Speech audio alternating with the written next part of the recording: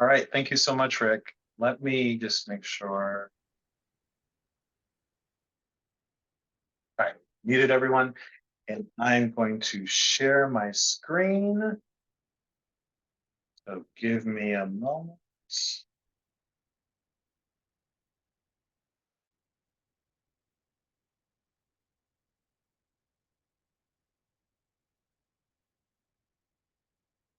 All right, Rick, I'm trusting you to deal with any technical issues that may arise, or if anyone raises their hand, because I won't be able to see them as I kind of go through the presentation, if that's Got okay it. I with don't know if you can trust me on technical stuff, but I should be able you. to see raised hands. Listen, I have faith in you, so you're all good. For everyone that is joining tonight, thank you so much for joining. This is an amazing opportunity that all of you are interested in. Being a delegate is critically important because they play one of the most important roles in this nomination process, and that's essentially to nominate our nominee for president and vice president, as well as approve our party platform during presidential years. So I'm just going to cover some slides that gives you some more detailed information about the process, about the delegate slots that are available. And then, like Rick said earlier, we'll save the questions for the end of the presentation. And between me, Rick, and Rick, the two Ricks will be able to hopefully get everything handled tonight, and you'll be left feeling a lot more confident about what the National Convention is. So one of the things I wanted to go over is some things that you may be aware of or you may not be aware of. So some key points that are really important. We're going to go over what the DNC convention is, the location, which this year is going to be in Chicago, Illinois, the number of delegates that we have, breakdown to each individual congressional district, as well as other types of delegates that are available to be able to go to Chicago. In this instance, 253 with 19 alternates. The outreach and inclusion program, so goals that the party adopted last year to ensure that our delegation is diverse. And then Rick is going to go over the estimated cost. So you're aware up front, if you commit to this, if you run for delegate, if you win, what kind of costs are you going to incur going to Chicago, so that way you can make a plan for it. So I have a quick video that I'm going to share that kind of shows why Chicago was selected for this year's convention. FYI, just make sure you're taking notes throughout this presentation. One key thing you want to make sure you get from this slide is the date of the convention, August 19th through the 22nd. Those are the days of the official convention. If you want to be able to stay earlier or later, that will be up to you. But these are the dates of the actual convention, and I'm going to share the video in terms of why it was selected. So give me a second.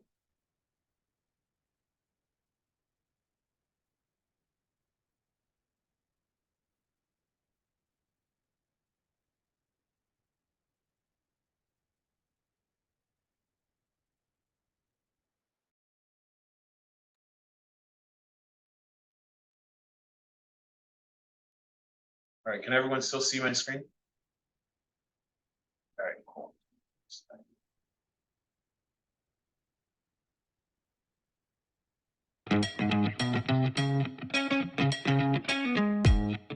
Our future And can everyone see the video as well? is created right here by every single Chicagoan who chooses to see what we can be and achieve, by the resilience deeply rooted in our history and the strength gained from every single victory, by the vibrant neighborhoods up north, south, east, and west, 77 to be exact, each with unique history, sounds, and tastes. From Pilsen, Logan Square, Avalon Park, to Chinatown, Ravenswood, back of the yards. We're home to many, many communities that provide all kinds of opportunities. By all the diversity that unites us, connects us, that brings out the best in us. Every face, every age, every race, all different types of populations that make us one city representing one nation. By all our flavors that are exciting and unique. Music, art, comedy, festivals, that's all in our mystique. By all the monuments that make our tourism iconic, historical, botanical, architectonic. Imagining, planning, building, advancing, leading the battle on voting rights, advocating to preserve all civil rights, suppression, oppression, we're fighting for equality. It's why we're known as the heartland of democracy. Working to grow a stronger, fairer economy is part of our motto and engraved in our philosophy. Creating more jobs and raising minimum wage, making sure everyone sees and feels a change. Pushing for environmental justice, regardless of race, color, or origin amongst us. Protecting reproductive choice, making sure everyone has a voice. Investing in clean energy that fights pollution. What we need is an environmental revolution by those who don't stop, won't stop until they ask all the questions. Making sure Chicago heads in the right direction. This is the city that has what it takes. No shortcuts, cut corners. You gotta earn what you make. That's big enough, strong enough, important enough to preserve and create our future right here.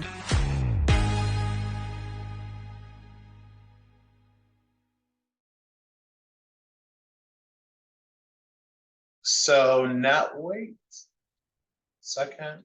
Now that you have a better idea as to why Chicago was selected, carrying on with the slides, like I said, it's going to be in Chicago this year, August 19th through the 22nd. The official locations for the convention is going to be at United Center and McCormick Place. But if you're elected as a delegate or appointed, then you'll get more further information about the day-to-day activities for the convention. So what is the Democratic National Convention? It happens every 4 years, regardless of whether or not we have an incumbent president. 57 states and territories elect delegates that go to the convention. Like I said, where we nominate our party's candidate for president and vice president, and we adopt our party platform. It's also a huge pepper rally, let's just be honest, where we are able to show the world and show our nation why Democrats should be the ticket that they vote for and what we stand for on national television. So although there's an official reason in terms of why we do this, and that's critically important, but it's also an opportunity for the party to be able to kind of put their best foot forward in their message in terms of why we need to re-elect President Biden and Vice President Harris for the next 4 years. The role as a delegate at the convention, obviously, in addition to obviously attending, because that's also important as well, voting for our presidential nominees, adopting our party platform for 2024, and voting our rules for the convention. Those are the major items that a delegate would be responsible for the 3 days that we're here. So just be aware that would be your official role if you were to be elected as a delegate. Who can be a delegate? So I think this is one of these questions that get a lot of whenever I do this presentation. So I just want to make sure I go through this slowly so that way you're aware. To be a delegate representing the Florida Democratic Party to the convention, you have to be a registered voter within our state. If you are running to be a district level delegate, you have to live within the congressional district that you live in. So for instance, I live in Jacksonville. We have 2 congressional districts. I could only run in the district that I actually live in, not in a district that may be adjacent to me. So when Rick is going through the list of individuals that have filed to be a delegate, he's also going to be confirming that you actually live within the district that you say that you're running in to ensure that you're eligible. In addition to that, gender parity is something that is critically important when it comes to our delegation. We want to make sure that we have an equal amount of males and females that are running, but we also have positions if you happen to be non-binary or you don't particularly see yourself in one particular gender, There are positions available for you to be elected or appointed to a delegate position as well. So although it has that language, don't be concerned that only those two gender types would be able to run or be appointed as delegate. And then finally, our goal is to make sure that our delegation looks like our state. So in a couple slides, you'll see some of the diversity goals that we adopted last year. I want to make sure it's clear. These are not quotas. These are goals that every state and territory has to provide to the DNC. So that way they're aware that we're making our effort to ensure that our delegation actually looks like the state that we're trying to represent. All right, important information I think is critical. These are how the 250 or so delegates that we have are going to be broken up. So 146 delegates will be elected at the congressional district level. 29 will be what we consider pleos. Those are party leaders and elected officials. If you're curious what that means, it's usually big city mayors, state legislative leaders, legislators, local officials, party leaders. It's important to note these individuals are selected primarily and usually by the Biden campaign, the presidential campaign itself. So if you happen to be on this call and you happen to be an elected official or a legislative leader or someone that has high office and you're wondering, do I fit into this category? You may, but ultimately that is something that the Biden campaign will decide. So when we get to the end of the presentation, if anyone has any questions about pleo delegates, I would definitely bring up Rick to answer any questions on that end, because he knows that process in and out and he's intimately familiar with how it usually goes.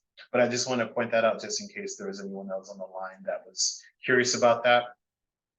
In addition, we'll have 49 at-large delegates. These are delegates that are selected at-large statewide basis. In addition to at-large alternates, and then automatic delegates. These are individuals that are DNC members, members of Congress, and our FTP chair. Now, one thing I want to make sure I point out, because I think a lot of people are kind of confused sometimes when they see what does alternate mean. Alternate means you are able to be selected, appointed to be able to go to the convention. You won't be able to vote, but you still are able to participate in the process. So that's the only distinction between the two. And by the way, Rick, if I end up saying something that you notice is completely incorrect, feel free to stop me. So that way I don't lose an opportunity to be able to kind of give the people what they need to know. All right, so the goals that we were talking about before, these are goals that were adopted last year that set out how we are going to ensure that our delegation is diverse. So these categories are selected by the DNC, and the FTB has added additional categories to ensure that our delegation is diverse. So for members of the Black community, Hispanic community, Native Americans, AAPI, LGBTQ+, people with disabilities, and youth, those are categories that the DNC requires us to set goals for. And then the FTP has traditionally, and again this year, added veterans, small counties, and labor as additional categories that we try to ensure that are represented. Now, one question I always get asked is, why are these specific groups? And it's important to note, these are groups that historically have been underrepresented whenever they go to the convention. So a lot of times people ask me, why is senior not included in the list? Well, traditionally, seniors have not been underrepresented when they go to the convention in terms of delegates. The same thing that can be said if you happen to be white. White people have not historically been underrepresented when they go to the convention. So when we look at these goals, it's important to know that it's on us and our individual DECs or individual counties to encourage people that look like the mosaic of our state to run for delegate, to apply to be a delegate. But the goal for us is to be able to encourage people to be able to run. But again, these are not quotas in the sense of, all right, so this delegate seat is designated for someone who is Black, or this delegate seat is someone who's associated, happens to be LGBTQ+. last thing I want to cover on this slide, the numbers will not equal each other because sometimes people will fit multiple categories. So someone could be Black, at the same time they could be LGBTQ+, at the same time they could be youth, and at the same time they could be from a small county. They would count in each one of those individual buckets. It's not one or the other. So if you're wondering why these percentages don't add up to each other, that is the reason why. All right, important note, every congressional district has a specific allocation of male and female delegate slots that are available. So this all equal out to an equal number of males and females that are available to run for at the congressional district level. So when you look at these numbers, pay attention to the congressional district that you individually live in, because that's important for two reasons. One, it will be the only congressional district in which you'll be able to vote for candidates that are running for delegate. And two, it's the only congressional district to which you'll be able to apply to run for delegate. So if you're learning anything from this slide, the only thing that's most important to you is the actual district that you live in, because that's the only district in which you'll be able to perform any kind of activity. One thing I just want to make sure I clear for the record, Rick, can you cover the nuance of if someone doesn't necessarily fall within the male or female category? Sure, happy to do that. So our Democratic Party rules allow persons that are gender non-binary, who do not identify as male or female, to still participate in our process and become delegates to our national convention.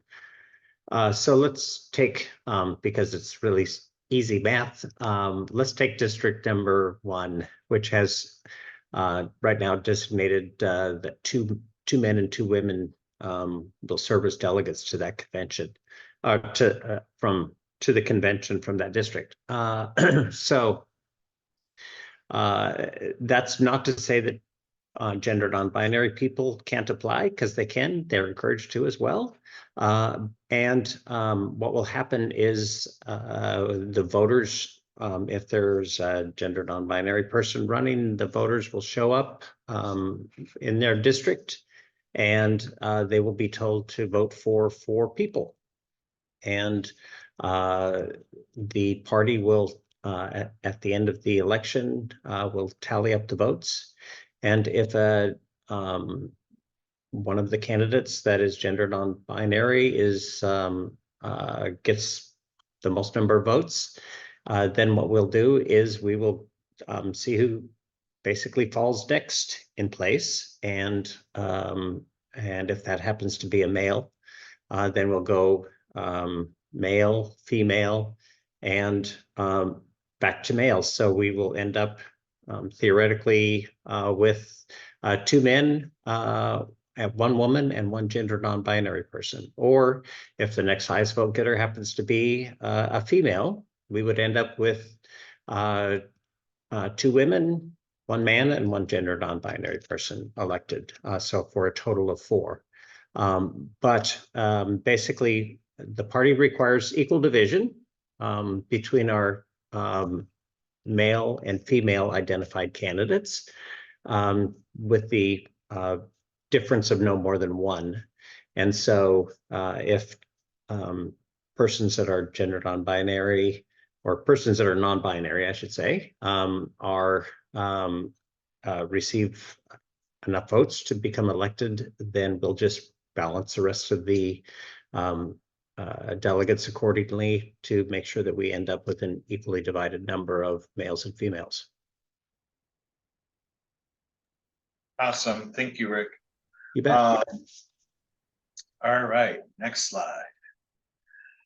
All right, so this goes both ways, because I think sometimes when people see this slide, they're like, oh, how do we prevent someone from being elected as a delegate but has no intention of actually voting for the candidate that they were elected to represent? Because when you're elected as a delegate, you're elected as a committed delegate for a specific presidential candidate. So in this case, if you're elected as a delegate for the state of Florida, you will be running as a committed delegate for Joseph Biden and Kamala Harris. But the campaign has the ability through an authorized representative to review the list of delegate candidates that have filed before the congressional delegate election and scrub anyone where they feel would not truthfully vote in the way to which they were supposed to be elected. So in essence, if they find someone that has filed to run as a delegate, but through their research, they see, we're not sure if that person is actually going to vote the way that they're supposed to, they have the right to scrub that person from the list. Now, this is something that has been a consistent policy for multiple decades. Every presidential campaign that ultimately becomes the nominee or has the committed votes has always been able to exercise this. They're few and far between. They mainly usually happen whenever you have multiple candidates that are running for the nomination and there's a concern that someone may or may not vote the way that they're supposed to. That's less likely, obviously, to happen in this case because it's not as much of a contested primary. So that's less of a something for you to be concerned on, but just be aware that is a prerogative that the Biden campaign will have in this process. All right, so you're running for delegate and you're wondering, and you have the election day of early voting and or voting on the day that has been designated for you to be able to vote, and you're wondering who can come out to vote for you. Easy. Within the congressional district that you're running, only registered Democrats within that congressional district can show to vote. Those are the only individuals that will be able to vote in a congressional election. So if I live in Congressional District 4 and I'm running to be a delegate in Congressional District 4, only Democrats that are registered to vote in Congressional District 4 will be able to vote. And we'll be able to verify their voting eligibility the day of the election. So that way there's no concerns about whether or not a vote actually counted. So that's one thing that's important to know whenever we're in this election process, because sometimes people are curious, can I vote in multiple districts if it happens to be next to mine? The answer is no, you can only vote within the district to which you actually live in.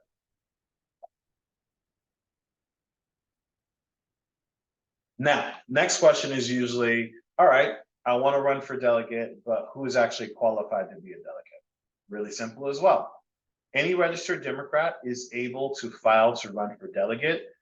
Rick has been gracious, and the Party Affairs Office has been very good about sending out emails to let people know about this training, for instance. So happy to see all of you here for it, but also with a link for you to be able to file to run for delegate as well. Abby, if you go earlier up in the chat, has provided a link for you to be able to go on the FDP website and file to run for delegate. So that link is available for you to be able to file right now. Rick has placed it in the chat again, just in case you joined a little bit late and you're not able to see it. So if you already feel so compelled within the first 34 minutes of this presentation and you already want to run for delegate, the link is there. You can go file. The deadline for you to file in your individual congressional district is March 25th.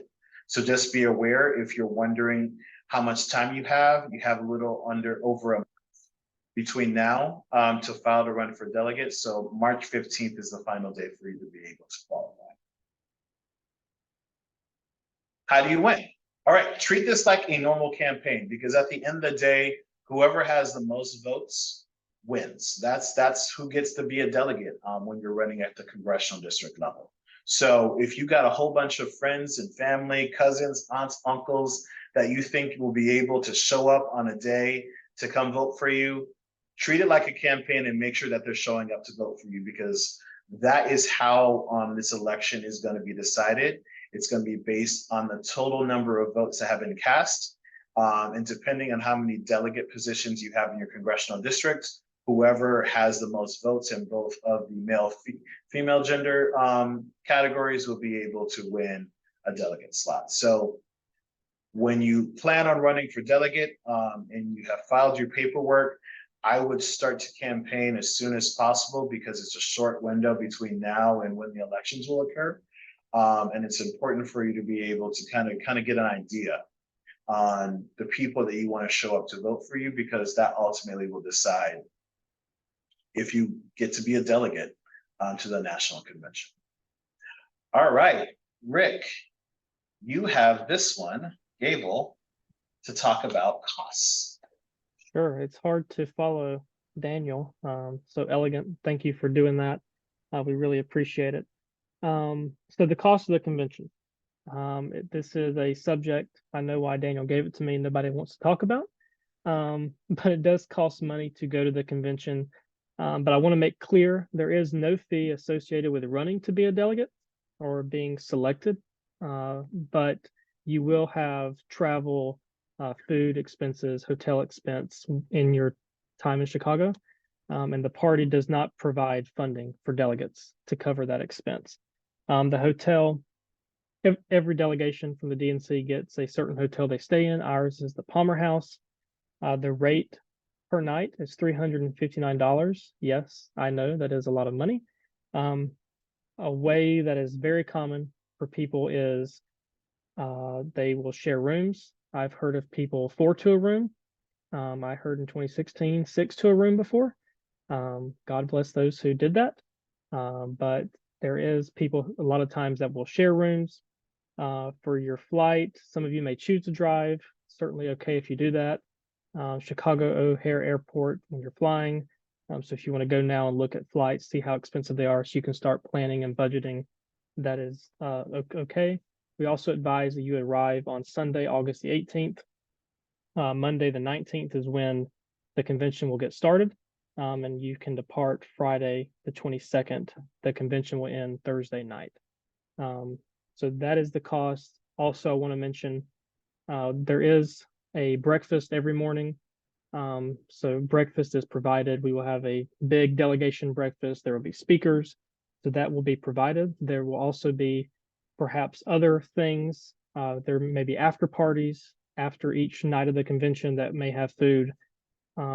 It's a little early to tell, so just plan on staying with someone, or if you want to spend $359 a night, that is fine as well. Just want you to know there's no cost with running and being selected, but there is a cost to actually attend. If we can go to the next slide, Daniel. And so some important dates before we get to questions.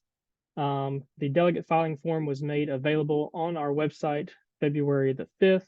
It is there now. You are able to file as an at-large delegate, a PLEO delegate, and a district level delegate currently right now for whatever category you want to run for. Filing ends for district level delegates on March 25th at noon. So please have your forms in by then. On April the 18th, early voting for district level delegates will be happening in some congressional districts on our website. If you scroll down a little bit, there is a huge chart with locations for every congressional district where you can go and look and see what sites are happening in your congressional district. Some of them may include early voting, some of them may not. But April 20th, there will be election sites open in every congressional district on April 20th. That is election day, that is a Saturday. So if you want to check out that same chart to see where the locations are when they're open. And June 1st is when we will elect the at-large and PLEO delegates. So now we are about to take some questions. Can you stay on the slide 1 second, Rick? Sure, yeah.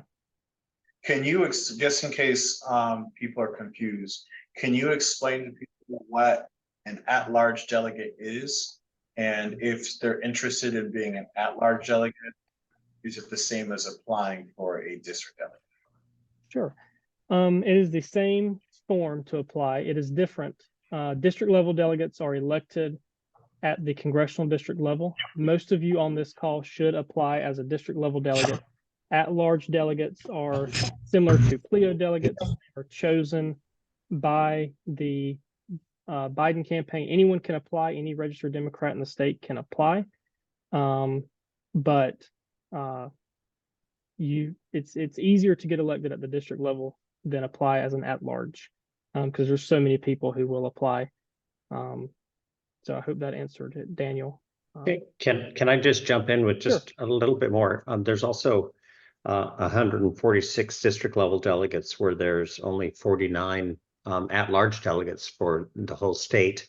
The at-large delegates are going to be looked at pretty carefully by the Biden campaign to help ensure that Florida is representative of our Democratic electorate.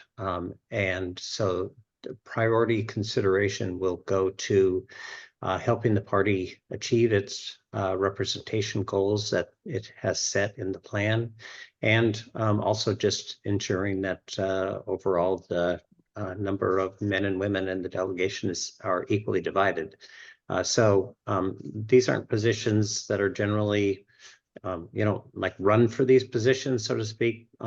It's mostly the campaign looking at who has applied and seeing whether you're good supporters of the campaign and whether you can help with the delegation overall meet its affirmative action goals and equal division requirements.